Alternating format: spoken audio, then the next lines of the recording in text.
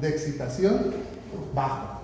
Esto hace que cualquier pequeña variación en el líquido extracelular promueva que de manera espontánea se despolarice, genera una descarga que activa el resto del sistema de conducción. Al hacer esto es nuestro marcapasos principal, nuestro marcapasos primario, el más importante dentro de todo el sistema de conducción. Y con esto marca la pauta de la frecuencia y el ritmo cardíaco. ¿Cómo vamos a encontrar nosotros esta frecuencia? Entre 60 a 100 descargas por minuto, lo que si lo interpretamos a la conducción y despolarización de todo el tejido miocárdico, se equivale a una descarga a un latido. Entonces 60 a 100 latidos por minuto. Ahora, no es el único elemento dentro de este sistema de conducción que nos puede generar automatismo, que nos puede generar esta autodescarga, pero sí es el más importante y el que genera la mayor velocidad. Vamos a ver que si nosotros agarráramos un electrodo, un electrocauterio, lo metiéramos al corazón y justo en el nodo sinusal le diéramos chicharrón, lo cosiéramos, lo desnaturalizáramos, lo destruyéramos, pues, generaríamos una pérdida del marcapasos principal y otros nodos, como el nodo auriculoventricular, podrían tomar la batuta y empezar a generar lo que se conocen como ritmos de la unión, que esto es cuando el nodo sinusal genera una descarga automática. Genera frecuencias entre 40 a 60 latidos por minuto. Y el trazo es muy parecido a lo que veríamos nosotros en un electrocardiograma normal, con una diferencia. No hay ondas P. ¿Por qué? Porque el nodo se origina desde el inicio ventricular. ¿Qué más podemos observar nosotros dentro de este patrón? Si nosotros igual friéramos completamente el nodo AB, tendríamos todavía un marcapasos terciario, que es el sistema His-Purkinje, todo este sistema de fibras que van viajando a través del músculo ventricular. Este sistema también me puede llegar a generar un patrón de descarga automática, pero en menor frecuencia, entre unos 20 a 40 latidos por minuto. Ahora, mientras más voy bajando, en donde se van generando los latidos, más va cambiando también el patrón de despolarización. Al ser más lento, también tenemos una característica de que el QRS se hace más ancho. Y al hacer esto, podemos nosotros asumir que el inicio de la despolarización viene de un patrón ventricular. Cuando nosotros estamos viendo este patrón, lo denominamos como ritmo ilioventricular. El ritmo ilioventricular es igual a un ritmo donde no hay onda P, pero a diferencia del ritmo de la unión, ya vemos muy ensanchado el QRS. Ahorita al final, en el simulador, vemos algunos ejemplos para que aprendan a distinguirlos. Ahora, ya que vimos esto, vamos a ver los ritmos anormales. Decíamos, una arritmia es cualquier alteración donde perdemos el ritmo sinusal normal. Cualquier ritmo que no sea un ritmo sinusal. Así de sencillo. Entonces, para saber esto, necesitamos nosotros clasificar diferentes patrones. No todas las arritmias son relevantes. Ángel, supongamos que estamos ahorita haciendo un ejercicio nosotros de sacarnos electrocardiogramas entre cada uno. Y de repente le sacamos un electrocardiograma a quién, a Cristian, a Cris. Le sacamos ahí el electrocardiograma y vemos de repente que tiene un ritmo ensanchado con un patrón relativamente regular, pero que vemos que es un ritmo desfibrilable. ¿Qué hacemos? ¿Le damos chicharrón? ¿Los desfibrilamos? Cuando digo le damos chicharrón, es la desfibrilación. No vayan a sacar un taquito de chicharrón. Entonces, ¿qué hacemos acá? ¿Que se aguante la descarga? Pues yo creo que no es necesario, ¿no? ¿Por qué? O sea, sí digo que un ritmo, o sea, no es normal tal vez. No es normal, Pero es sí. un ritmo alarmante. Pero tal vez hay un contexto diferente que no sea necesariamente para el choque. No, tal vez es porque se puso nervioso. No, eso no va por nervioso. Por ejemplo, imagínate que tiene una taquicardia ventricular. Está ahí bien a gusto, él sentado, se te está bromeando mientras tomas el electro, pero luego ves un trazo súper ensanchado, frecuencia de 250, no ves ondas P, se ve completamente igual el patrón, pero patológico por completo. Entonces, ¿qué haces? Salvo. Tenemos que evaluar cada uno de estos parámetros. ¿Por qué? Porque no todas las arritmias son alarmantes. En respuesta a la pregunta que te decía ahorita, ¿qué hacemos con Chris? Pues nos lo tomamos con calma. ¿Por qué? Porque él hemodinámicamente está estable. Para empezar, está consciente, está despierto, tiene pulsos, entonces podemos tener un poco más de margen de maniobra. Diferencia que si nosotros encontramos este trazo, cuando él fuera entrando aquí al salón, se desploma, cae al suelo, lo encontramos inconsciente, lo encontramos sin pulso, empezamos RCP, les digo, chicos, váyanse al departamento de fisio y tráiganse el DAE, que es el desfibrilador automático externo. Se lo ponen, 2 parches y vemos ahí un trazo idéntico al que te acabo de decir. Mismo trazo, diferente contexto. Pues nuestro actor es completamente diferente. En el primer caso, me lo puedo tomar con calma, le puedo dar manejo inmediato, lo mando a cardiología y que ahí le hagan el abordaje. Segunda situación, segundo caso, ahí sí, le damos chicharrón sin pensarlo. Primera herramienta de nuestro arsenal contra la taquicardia ventricular sin pulso, es darle una desfibrilación temprana. Entonces, ya que tenemos eso, tenemos que clasificar las arritmias para ver a qué nos estamos enfrentando. Y tenemos nosotros 4 parámetros. Primero, frecuencia cardíaca. Segundo, zona ritmogénica. Tercero, presentación clínica. Y cuarto, mecanismo arritmogénico, el mecanismo fisiopatológico al cual vamos a obedecer. Ya, terminamos. Nada más que vamos a ir viendo cada uno. Primero, ¿es una arritmia con qué frecuencia cardíaca? ¿Saben que les dije que uno de los primeros pasos es sacar la frecuencia cardíaca? Pues ahí está. Una frecuencia entre 60 a 100 latidos minuto es lo que yo considero como un parámetro normal. Menos de 60 hablaría de una bradicardia. Más de 100 lo consideraría como una taquicardia. Ahora que si yo observo un ritmo no sinusal, con cualquiera de estos 2 parámetros me enfrento o a una bradiarritmia o a una taquiarritmia. Ya van armando poco a poco los términos que vamos a ir viendo dentro de esto. Ahora, dentro de esos 2 parámetros encontramos un montón de elementos que podemos observar. A grandes rasgos los podemos clasificar nosotros, las bradiarritmias, en bradicardia y bloqueos, que son los 2 grandes grupos que observamos en la bradiarritmia. Y las taquiarritmias las vamos a clasificar por su sitio, son supraventriculares o ventriculares. No le hagan tanto caso a este esquema, es muy general. Ahorita vamos a irlo viendo punto por punto. Entonces, segundo elemento que tenemos que estudiar fisiopatológicamente de una arritmia. Y esto es con modo de estudio nada más. Si tienen calor, abran las ventanas para que circule el aire. Entonces, 3 sitios donde se puede originar. Podemos encontrar la superior auricular, podemos encontrarlo en la unión aurículo-ventricular, que a grandes rasgos estas 2 las clasificamos como origen supraventricular, es decir, por arriba del ventrículo. Por lo tanto, el resto se van a encontrar como orígenes ventriculares. Ahorita vamos a ver las características que nos van a hacer identificar una u otra. Tercer elemento, la presentación clínica. Tenemos 3 patrones que nos van a permitir evaluar la presentación clínica de las arritmias. Hay arritmias paroxísticas, es decir, arritmias que vienen y van.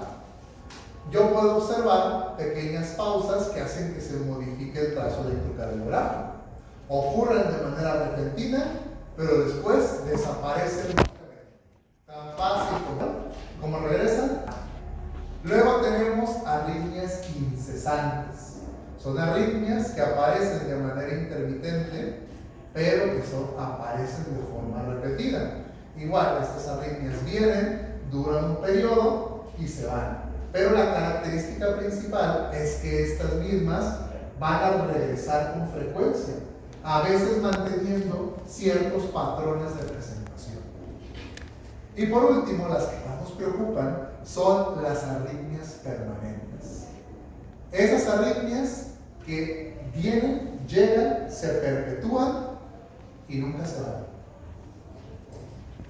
Esa es la tercera presentación y la que más genera incapacidad con el paciente. ¿Por qué? Porque las paroxísticas e incesantes tienen periodos de tiempo en los que tenemos un volumen latido, en los que tenemos un gasto cardíaco efectivo y que por lo tanto mantenemos nosotros cierto patrón de presentación que nos permite mantener al paciente relativamente estable. Entonces, ese es el tercer elemento que vamos a evaluar, que es la presentación clínica. Y por último, mecanismo arritmogénico. Tenemos dos grandes grupos de mecanismos, aquellos derivados de la formación y otros de la conducción.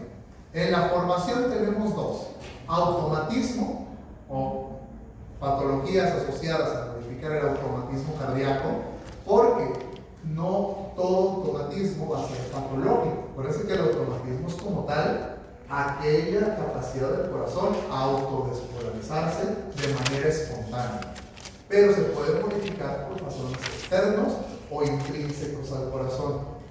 Luego tenemos la actividad desencadenada, lo que conocemos también como postdespolarizaciones tempranas o tardías. Segundo, tenemos anomalías en la conducción, lo que genera sistemas de bloqueo en donde literalmente se detiene o se obstruye el flujo de energía a través de un segmento del corazón, y el sistema de bucle denominado como sistemas de reentrada. Gran parte de las arritmias, sobre todo las taquiarritmias, obedecen la presencia de sistemas de reentrada. Esos son los mecanismos principales que vemos en fibrilación auricular, en algunas fibrilaciones ventriculares, en síndromes de preexcitación. Vemos un patrón de bucle que este patrón, al ser de una frecuencia mayor, viene a reemplazar al nodo sinusal. Él es una regla, que es más que verlo en los libros, dicta la experiencia. Siempre va a prevalecer el marcapasos que genere la mayor frecuencia. Aquel que se despolarice más rápido es el que va a tomar la batuta en el corazón. Entonces, si tenemos focos ectópicos que generan esta autodespolarización de manera rápida, en muchas ocasiones llegan a reemplazar al marcapasos principal. Van a competir siempre en cuanto a velocidad y en cuanto a voltaje. Entonces, ya que tenemos esto, podemos ir nosotros analizando las arritmias. Pero eso sigue siendo patológico. ¿Qué cosa? El hecho de que se reemplace el marcapasos. Cualquier marcapasos que aparezca, obviamente que no los implantados exógenos, pero cualquier marcapasos que aparezca y reemplace el nodo sinusal es patológico. A menos que sea ya algo mecánico que yo utilizo para la manera activa reemplazar. Y bueno, a lo que se refiere a las fibras del o a cuál. Cuando yo refiero a marcapasos, me refiero a los nodos que generan la autodespolarización automática. Nodo sinusal, nodo auriculoventricular, fibras de Purkinje de His, pero también aparecen a veces fibras que ellas mismas se autodespolarizan y generan esta descarga automática. Eso es lo que genera un marcapasos ectópico o patológico. Pero igual, obedece una patología el que pierda la función del nodo sinusal y alguno de estos otros marcapasos tome la batuta.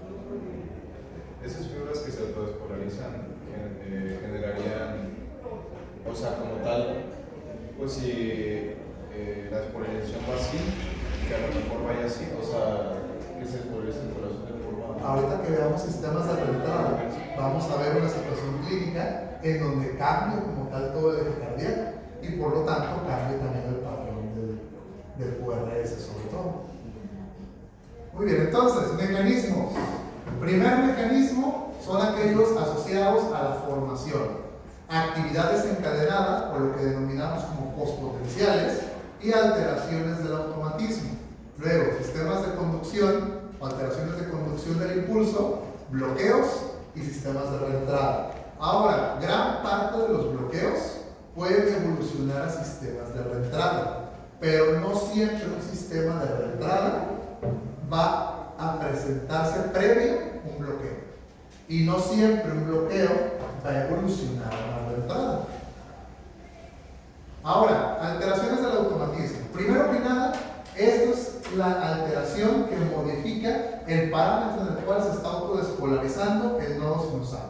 Y por lo tanto, nos genera una disregulación en esta descarga, generando descarga inapropiada.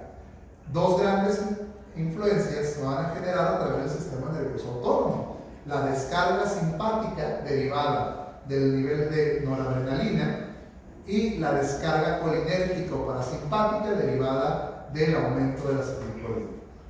Vamos a generar a través de esto que ante el impulso simpático aumente la descarga, aumente el automatismo y por lo tanto la velocidad de descarga también se va aumentando gradualmente y por lo tanto aumenta la frecuencia. Lo contrario ante el sistema colinérgico, donde disminuye el automatismo cardíaco. Reguladores básicos. Pero también podemos ver nosotros la presencia de marcapasos ectópicos, que estos se van a manifestar directamente por la alteración en la descarga automática y por lo tanto nos da ritmos de escape, es decir, ritmos que reemplazan la frecuencia normal derivada del nodo sinusal. ¿Dónde pueden surgir? Pues prácticamente en cualquier parte del corazón. Vemos que surgen en aurículas, en seno coronario, vemos que ocurren en el nacimiento de las válvulas pulmonares. Prácticamente cualquier sitio puede llegar a generar esta activación y convertirse en un marcapasos ectópico. Ahora, el automatismo anormal muchas veces obedece directamente a la actividad espontánea de células no especializadas. Lo que veíamos, estas células ante cualquier alteración se pueden convertir en células que disminuyen su umbral. Esto derivado a lesiones isquémicas, por ejemplo, que esto hace que al generar desequilibrios iónicos promuevan también una activación mucho más sencilla, mucho más fácil de estas células. ¿Qué otras cosas? Desequilibrios hidroelectrolíticos, como el caso de la hiperpotasemia, también promueve la generación de actividad espontánea de células propias del miocardio a través precisamente de estos cambios en la llegada del umbral. Entonces todo esto nos puede generar una alteración en la formación. Luego tenemos la actividad desencadenada. Estas se denominan postdespolarizaciones. Aquí tenemos también un grupo de arritmias que se denominan extrasístoles, que son estas pequeñas descargas potenciales de acción que se generan fuera del QRS normal y que pueden aparecer en cualquier sitio de la despolarización o en cualquier sitio de la contracción muscular. Vamos a encontrar dos en particular que nos van a generar importancia, que son las postdespolarizaciones precoces, que ocurren durante la fase 1 y fase 3 de la contracción, y las postdespolarizaciones tardías, que ocurren en la fase 4. Por lo tanto, las tardías también suelen ser uno de los estímulos que nos puede desencadenar el detonante para una arritmia. ¿Por qué? Porque esto es como ocurre cuando nos encontramos en periodos de periodo refractario relativo. Son impulsos que, si tienen la suficiente intensidad, pueden llegar a generar un nuevo latido y por lo tanto modificar el patrón normal de descarga. Van a ver más adelante algunos tipos de arritmias que la presencia de un postpotencial, de un extrasístole, de una descarga fuera del QRS normal, llega a generar una actividad descontrolada y por lo tanto nos genera la presencia de una arritmia caótica, como una taquicardia ventricular. Entonces, a partir de esto, es importante detectarlos como parte de los mecanismos. Igual, lo que veíamos, algunas despolarizaciones que ocurren en momentos del periodo refractario absoluto o que no llegan a la intensidad suficiente en el periodo refractario relativo, no llegan a alcanzar el umbral. En todos puede llegar a ocurrir una actividad desencadenada habitual, pero como son actividades que no encontramos en un tejido vulnerable, que no se encuentra en una fase peligrosa del electrocardiograma, pueden sencillamente no activar una despolarización y mantenemos el mismo ritmo de descarga normal. Precisamente por eso no nos llegan a generar mayor preocupación. Estas mismas, como vemos, ocurren de manera automática y en su mayoría van a verse asociadas con desequilibrios iónicos, particularmente con la prolongación del potencial de acción derivada de aumento en la entrada de calcio en los canales tipo L. Esto lo que hace es que puede llegar a generar un potencial de membrana fuera del ritmo normal. Aquí lo observamos normalmente porque se prolonga derivado de un aumento en el espacio entre la despolarización y la repolarización por este flujo de calcio, haciendo entonces más vulnerable que aparezca en ese sitio un pospotencial. Todas estas patologías pueden verse asociadas directamente con este cuadro. Y pues puede ser uno de los sitios en los cuales se llegan a desencadenar arritmias caóticas. Esta, por ejemplo, es una taquicardia ventricular polimórfica. Podemos observar cómo se llega a asociar con el síndrome de Cutelago. Este síndrome de Cutelago, al final de cuentas, viene derivado de la prolongación del potencial de acción y genera que, llegando a un sitio, pueda promover la activación ventricular y, por lo tanto, desencadenar esta actividad desorganizada. ¿Qué más tenemos? Tenemos las postdespolarizaciones tardías. Estas igual se ven asociadas precisamente al aumento espontáneo de calcio y por lo tanto a la mayor sensibilidad a los canales que hacen que estos vayan pasando ahí como Pedro por su casa al interior de las células y promuevan el potencial electropositivo. ¿Cuándo ocurre esto? Pues lo podemos ver en pacientes con incremento sostenido de catecolaminas, muchos pacientes que pueden tener síndromes de hipersecreción de adrenalina, como el ferocromocitoma, pacientes usuarios de cocaína o de drogas ilícitas que elevan la concentración de catecolaminas, pueden llegar a desencadenar actividad descontrolada derivada de una postdespolarización tardía. Por esto, por ejemplo, lo que decíamos, pacientes usuarios de cocaína pueden llegar a generar taquicardia e incluso taquiarritmias. ¿Qué más puede ocurrir? Pues lo podemos encontrar asociado a isquemia también. Lo que decíamos, la isquemia genera lesión celular y por lo tanto también salida de iones al espacio extracelular. Esto conduce a desequilibrios hidroelectrolíticos locales que pueden mediar una actividad de pospotenciales. Y algunos síndromes congénitos que se asocian con otras patologías pueden llegarlo a condicionar. Luego tenemos los ritmos o los mecanismos, asociados con alteraciones en la conducción. Aquí tenemos de dos sopas. Tenemos bloqueos y reentradas. Los bloqueos, sobre todo, obedecen directamente a una interrupción en el flujo normal. Les había dicho en la clase pasada que hablábamos de electro, que precisamente el potencial de acción no viaja como una línea como estamos acostumbrados a verlo. Viaja precisamente como una ola, como si fuera un potencial que se expande hacia todas las direcciones, pero manteniendo un patrón. Entonces, la imagen de la ola es el estándar que podemos observar. ¿Qué pasa si nosotros estamos viendo una playa donde está el oleaje bien bonito y en el medio del oleaje hay una roca grande? ¿Qué es lo que hace este potencial? Sencillamente choca con la roca, no puede continuar su camino y todo el agua le empieza a rodear. Es exactamente lo mismo que vemos en los bloqueos. Por eso nosotros observamos bloqueos como un retraso en este flujo o como un cambio de dirección. A través de esto el electrocardiograma lo podemos mapear perfectamente.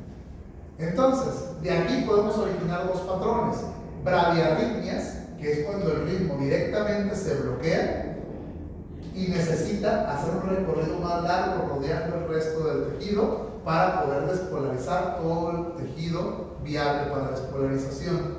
Pero estos mismos pueden evolucionar a taquiarritmias cuando este retraso provoca que al momento en que llega el impulso a ese segmento, se topa con que un ladito hay tejido que o ya está despolarizado o está en periodo refractario relativo. Por lo tanto, en vez de seguir su camino anterógrado, se regresa alrededor de esta obstrucción y empieza a rodearla. Entonces eso hace que el ritmo se perpetúe y vaya aumentando cada vez de velocidad, generando un sistema de reentrada. Ahora, les decía que la reentrada no siempre va a estar derivada de un bloqueo, pero en su mayoría podemos ver nosotros patrones que siguen tres requisitos. Primero, un bucle de conducción cerrado. Segundo, una región donde haya un bloqueo unidireccional, es decir, solo en una dirección lo bloqueo, pero se puede llegar por otro segmento.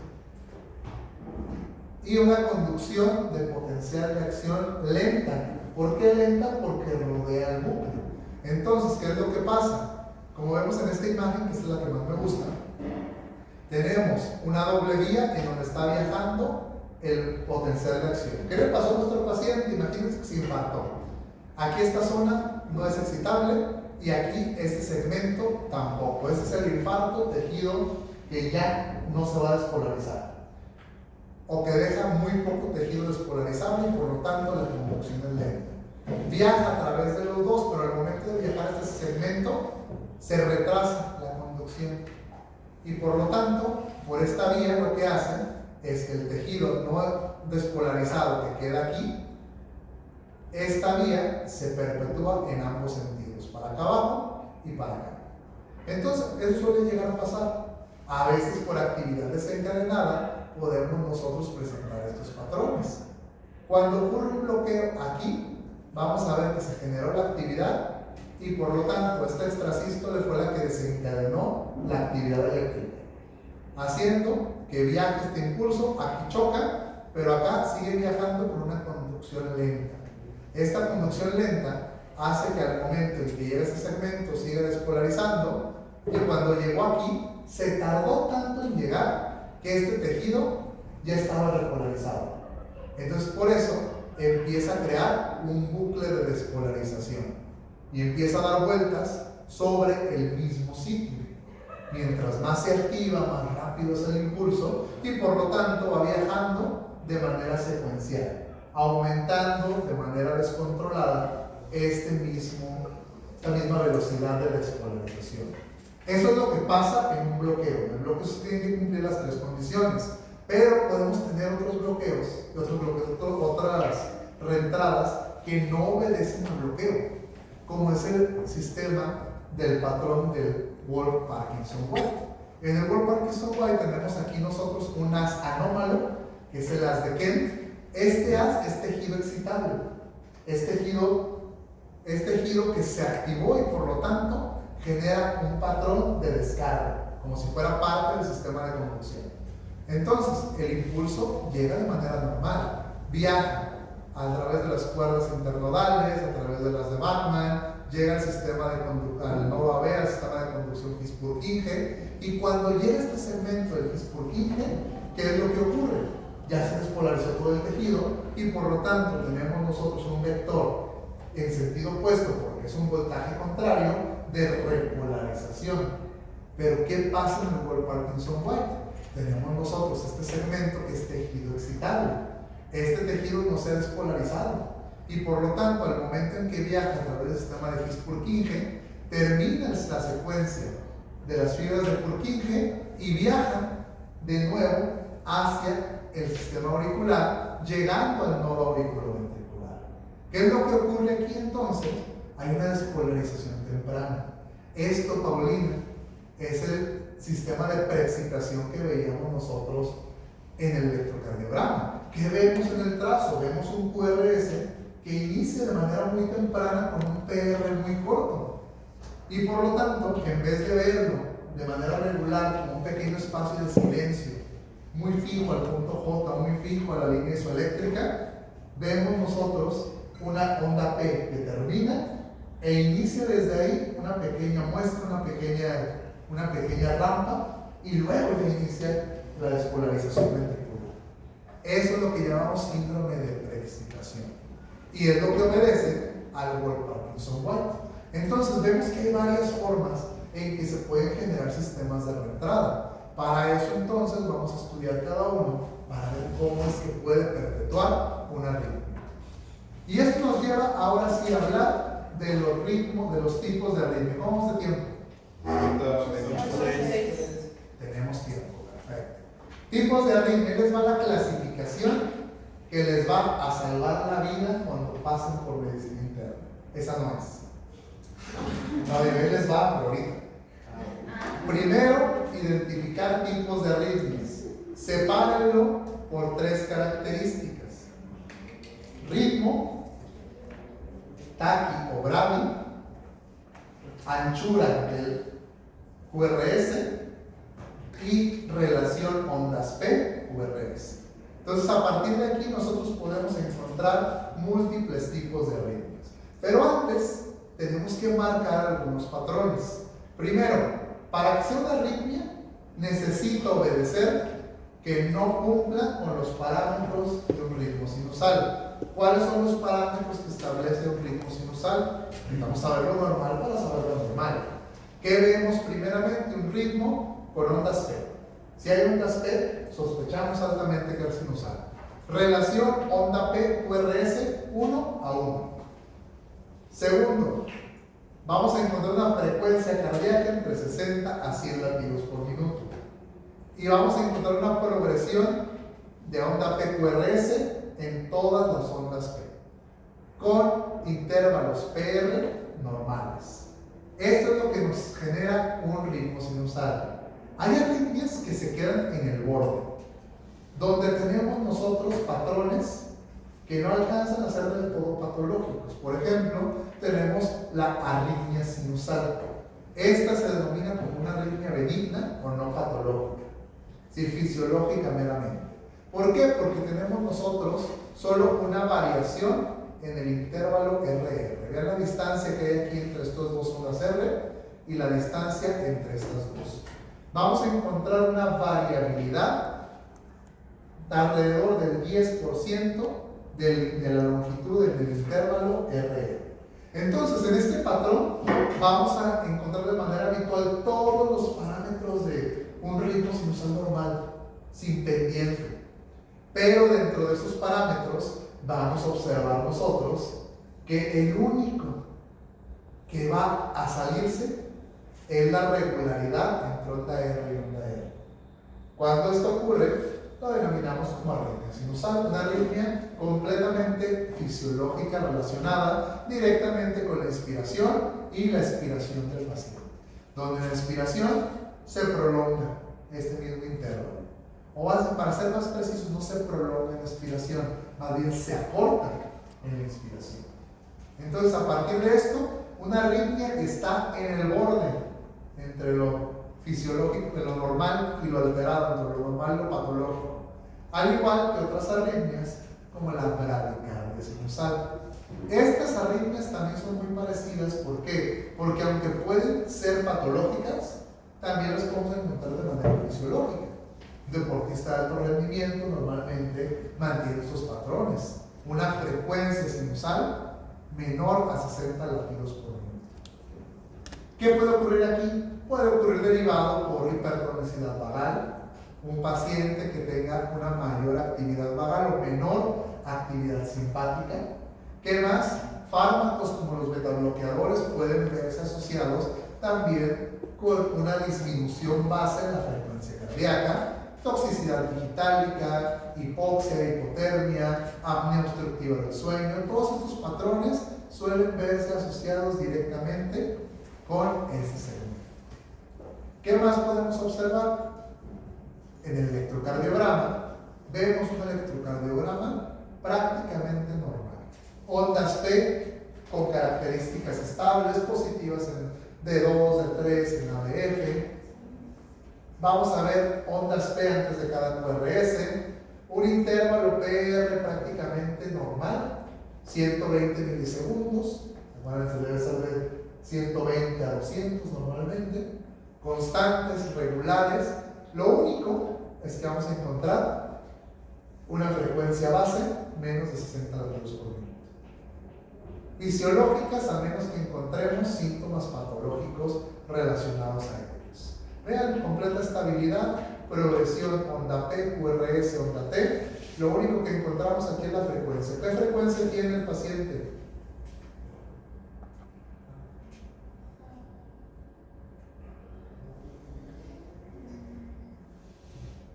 ¿Qué frecuencia?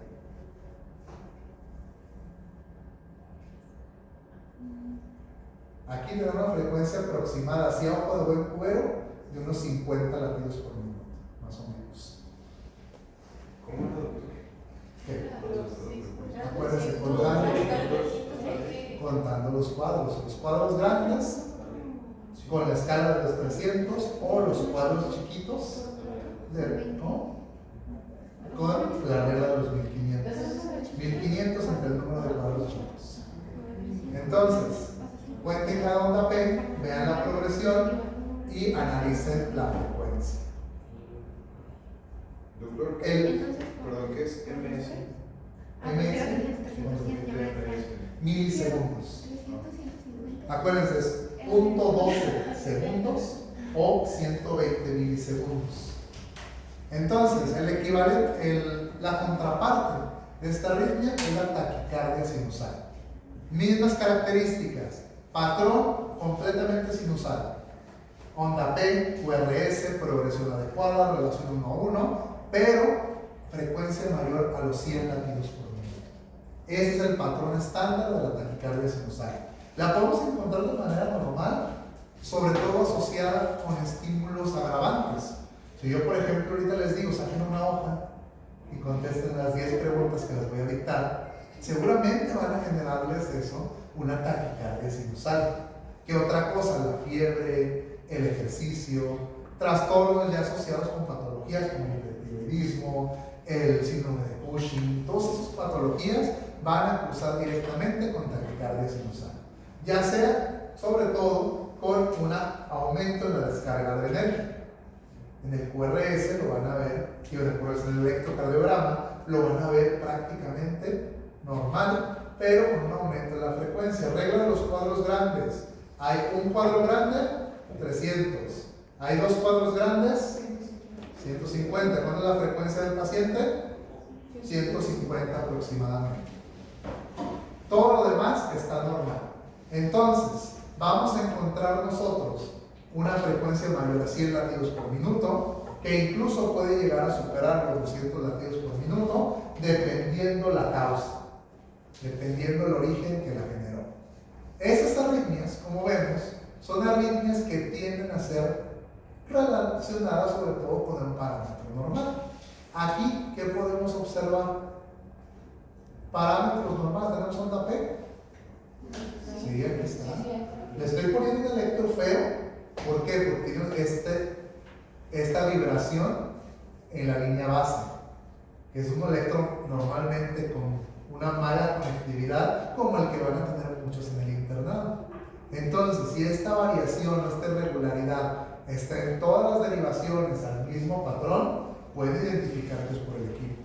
Pero vean las variaciones, aquí vemos una onda P, el QRS, y alcanzamos a ver aquí una pequeña oscilación que está en onda T negativa, nada más. Frecuencia, busquen uno que esté en la rayita o lo más cercano a la rayita. De hecho, vean aquí este que está en la mitad. Aquí.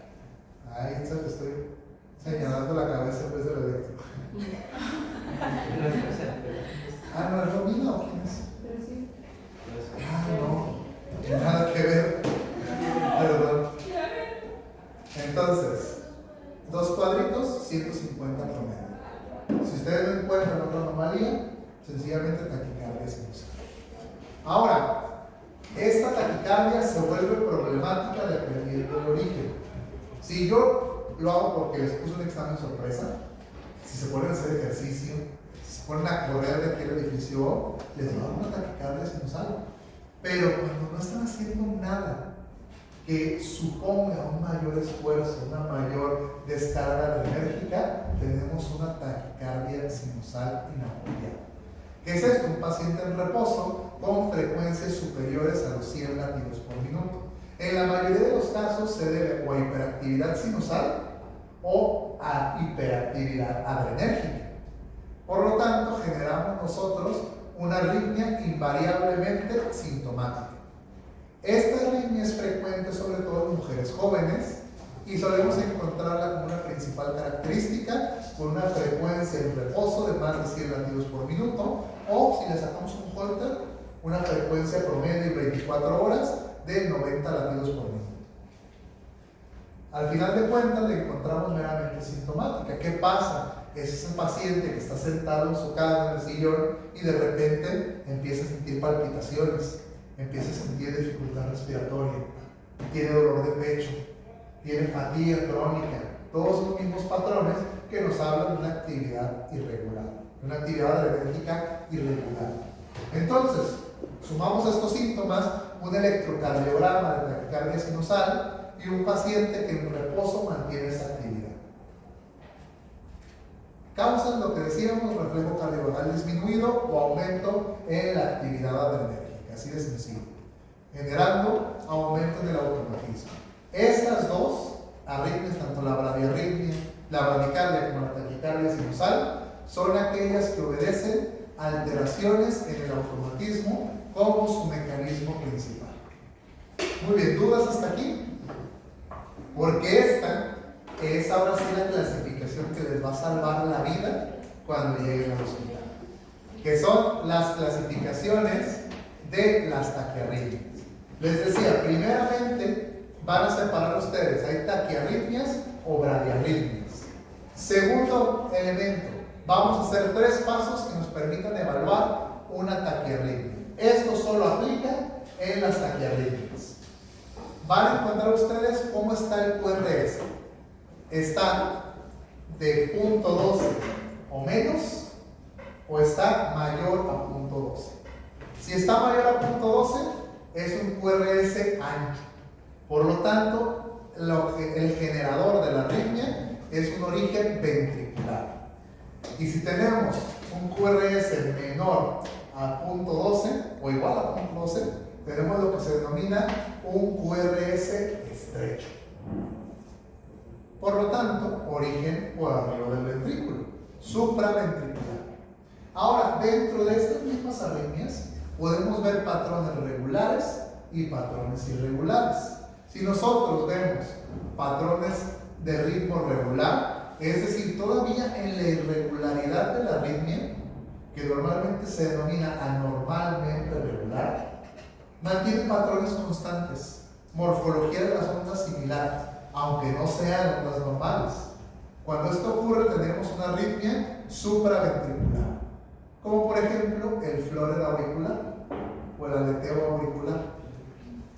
Cuando es irregularmente irregular, tenemos ahora sí una arritmia que puede ser también, si es supraventricular, si este es estrecho, el representante estándar es la fibrilación auricular. Una arritmia irregularmente irregular. Van a ver que es la arritmia más arritmizante, más disneizante, más trombolizante y más embolizante que ustedes pueden encontrar. Luego vámonos a las de QRS ancho. Si el QRS ancho es regular, tienen una arritmia ventricular. Sobre todo, puede ser una taquicardia ventricular monomórfica, porque mantiene la misma forma en todas las derivaciones. Esa sería irregular. Cuando tenemos algo irregular que no se parecen las derivaciones entre ellas, tenemos una arritmia irregular de origen ventricular, muchas veces la taquicardia ventricular polimórfica o incluso la fibrilación ventricular. SRV es un síndrome de reentrada ventricular, uno de los principales mecanismos que observamos nosotros en la taquicardia ventricular. Y por último, relación onda P, QRS. Si tenemos nosotros más ondas P que QRS, tenemos una arritmia supraventricular. Puede ser FA, puede ser Florer, puede ser otras. Si tenemos más QRS que ondas P, tenemos arritmias de origen ventricular. Entonces vamos a ver ahora sí nuestro sistema de clasificación. ¿Cuál era en el QRS estrecho irregular sería patrón, o sea que no es constante lo que ocurre? QRS estrecho, irregular, sería la fibrilación ventricular. Digo, la auricular, perdón. ¿Por qué? Porque es irregular, irregularmente irregular. Ahorita vamos a ver por qué. Vamos a empezar con el primero de ellos. Taquiarritmias con QRS estrecho, irregular. Justo lo que me estabas preguntando.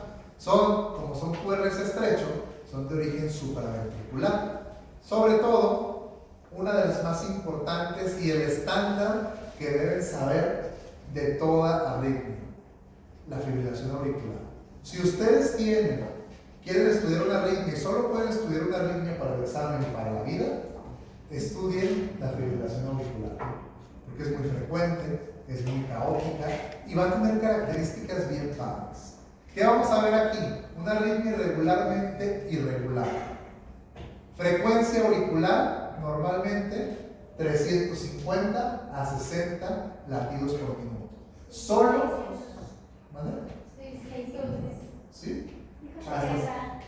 ¿Dije 60? Sí. Ay, perdón.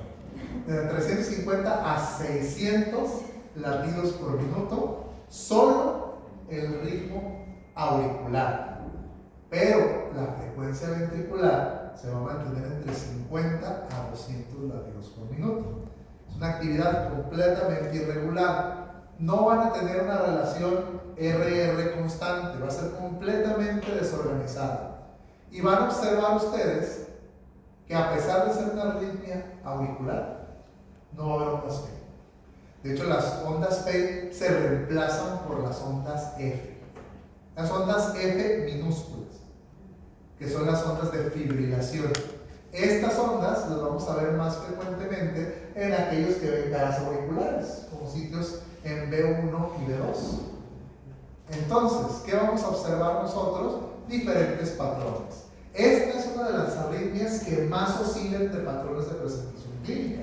La podemos ver como una arritmia de novo que aparece así de la nada. Podemos verla con patrones paroxísticos que se presentan en menos de una semana de diferencia cada uno. Patrones persistentes que duran más de 7 días o incluso una persistencia de larga duración que dura más de un año. Y que incluso obtenga un patrón crónico al mantenerse una arritmia permanente. ¿Dónde la vemos? La vemos en pacientes con insuficiencia cardíaca, valvulopatías, en pacientes con hipertensión y edad avanzada. Si se fijan, son factores de riesgo relativamente generales para enfermedades cardiovasculares, obesidad, apnea obstructiva del sueño, todo lo que pueda llegar a generar, sobre todo características que promuevan la dilatación auricular. Ese es un factor de riesgo importantísimo para que se pueda generar esta actividad caótica. Entonces, a través de esto podemos encontrar una arritmia que puede ser completamente asintomática.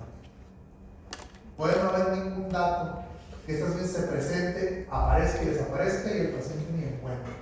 Muchas veces los pacientes llegan a urgencias y les diagnostican una fibrilación auricular no por problemas cardíacos, sino porque llegan debido a una enfermedad vascular cerebral. Llegan con un émbolo a nivel de la cerebral media o una de sus ramas, llegan con un EBC, todos tronados, urgencias, y cuando estamos haciendo el abordaje, detectamos que tiene un trazo electrocardiográfico compatible con una enfermedad.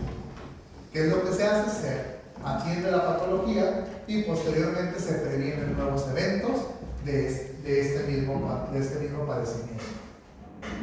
Complicación más preocupante y grave de los pacientes con fibrilación auricular: émbolos. Émbolos que viajen a cualquier sitio. Pero como son émbolos intracardíacos, pueden viajar a todo el árbol vascular. Porque acuérdense, si salen de la aurícula izquierda pues están llegando a vasos de gran calibre que se van estrechando hasta que llega un sitio en donde el émbolo tapa completamente el flujo y el paciente llega por ese émbolo. Ahora, ¿por qué se genera directamente esta fibrilación? Esta embolización, esta trombogénesis intracardíaca. ¿Por qué? Porque al momento que se genera la fibrilación es un ritmo tan caótico y tan rápido que en vez de latir el corazón de manera normal, genera un pequeño temblor, un temblor de base, fascicula en vez de latir. Esto hace que se genere un flujo turbulento dentro del corazón y por lo tanto este flujo turbulento promueve la activación de factores de coagulación y la generación de trombos intracardíacos. Esto es lo que más nos puede preocupar en un paciente con fibrilación auricular. Ahora, ¿qué otra cosa puede presentar el paciente? Puede llegar con palpitaciones esporádicas que ocurren en ocasiones en que está en reposo, confundiéndose también con una taquicardia sinusal, que muchos pacientes llegan precisamente si les trae una taquicardia y realmente lo que tienen es ese ritmo caótico, solo ellos perciben la palpitación. ¿Qué más? Disnea, dolor torácico, intolerancia al esfuerzo, la presencia de síncope, si esta misma no transmite suficiente actividad al sistema ventricular. Ahorita vamos a ver por qué. Poliuria también, cuando se liberan factores natriuréticos auriculares que al final de cuentas pueden llegar a generarse por las patologías de base que desencadenan la fibrilación y por lo tanto promover la natriuresis. Y por último, lo que decíamos, insuficiencia cardíaca y embolismo cerebral. Ahora, lo más importante de toda la presentación de fibrilación, ¿cómo lo vemos? Vemos nosotros, para empezar, la ausencia de ondas F. Hay puras ondas F. ¿Cómo vamos a ver nosotros las ondas F? ¿Cómo distinguimos las ondas F de cualquier otra onda? A través del patrón. Una onda F es un patrón irregularmente irregular. Es decir, yo no voy a ver ningún patrón familiar entre esos segmentos. Voy a observar que cada una de las ondas F no se va a parecer entre sí. Va a ser, al final de cuentas, una onda irregular contra otra onda irregular. El número de ondas F entre cada onda R también va a ser muy variable. Cuenten cuántas ondas hay aquí. Cuéntenlas, los que están adelante. ¿Aquí cuántas hay? ¿Y acá? ¿Y acá? Cada oscilación es una onda, ¿eh? 1, Aquí hay como 2, cinco. 3, 4, 5. Acá también, miren, aquí hay 1, 2, 3, 4, 5 también. Sí. ¿Sí? Cada oscilación corresponde a una onda F. Entonces, esto va a generar intervalos RR completamente irregulares. ¿Por qué? Porque la actividad se está volviendo caótica. Y al ser actividad caótica, choca en todos los segmentos de la aurícula hasta que uno, por mera probabilidad, llega a nodo AB y transmite al sistema ventricular. Por lo tanto, en ocasiones aparecen ondas R, pero como esto es completamente irregular, las ondas R no mantienen un patrón constante. Siempre la frecuencia auricular va a ser mayor a la ventricular y los intervalos RR van a ser completamente irregulares. Y pues vamos a ver QRS de tipo estrecho, menos de 0.12 segundos, que equivaldría a menos de 3 cuadrantes. A través de eso nosotros podemos reconocer una fibrilación auricular. Que si nosotros estamos viendo esto, podemos observar patrones completamente caóticos. Si ustedes ven un QRS estrecho con unas ondas que no tienen un patrón específico, que no tienen regularidad, a través de esto piensan ustedes de inmediato en una fibrilación auricular. ¿Cuál es la diferencia entre esta fibrilación con el ruido de base que veíamos nosotros en este otro segmento? Adiós. A ver, contesten esa pregunta para irnos, ¿qué hora es? 8:30. Ah, con razón. es la pregunta. ¿Cuál es la diferencia entre este patrón y este que veíamos de la fibrilación auricular? Este.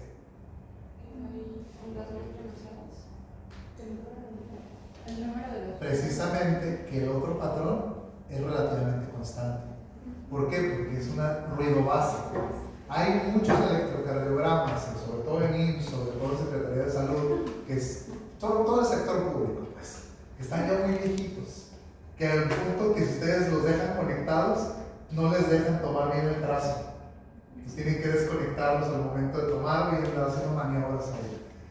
¿Cómo distingo yo entre un ruido de base con una fibrilación auricular? Por la regularidad. El ruido de base normalmente es constante, porque lo genera la misma señal del electro. Una irregularidad de base inconstante, irregular entre ella, es típica de la fibrilación auricular. Características aquí, lo que decíamos, frecuencia cardíaca alrededor de 135 latidos por minuto a nivel ventricular. A nivel auricular es mucho más alto. Hay intervalos RR completamente irregulares y las ondas F se presentan en todas las derivaciones.